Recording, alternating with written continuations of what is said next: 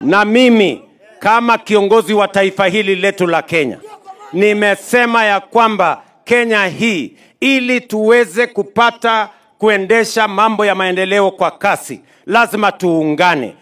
Jamii zote tuungane, kaunti zote tuungane, sehemu zote za Kenya, kwa sababu umoja ni nguvu, kutengana ni udhaifu. Mimi nawauliza watu wa Meru, mimi kama rais wa taifa letu la Kenya nimesema nitaunganisha wananchi wote wa kutoka taifa letu la Kenya, bila ya kujali wanatoka jamii gani, wanatoka sehemu gani, wanatoka kaunti gani, kwa sababu sisi wote kwa mapenzi ya Mungu ni ndugu moja, watu wa taifa moja, sisi ambao tutafaulu tukiwa pamoja. Watu wa Meru, tafadhali na waomba kwa unyenyekevu mkubali tuunganishe taifa letu la Kenya. Watu wa Meru, mtanisaidia tuunganishe Kenya hii? Mnasema tuunganishe Kenya? Hebu nione wala anasema tutaunganisha taifa letu la Kenya.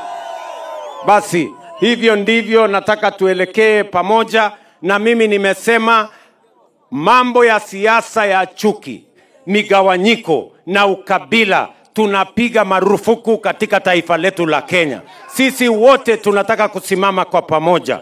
Tunaelewana jameni? Mnasema tuendelee? Nasikizeni. Nyinyi watu wa Meru, watu wa Mlima hapa.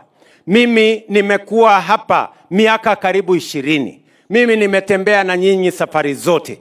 Mimi nimekuwa na nyinyi miaka yote. Mimi siwezi kubali ati mtu akuje atutenganishe na siasa ya fitina na chuki.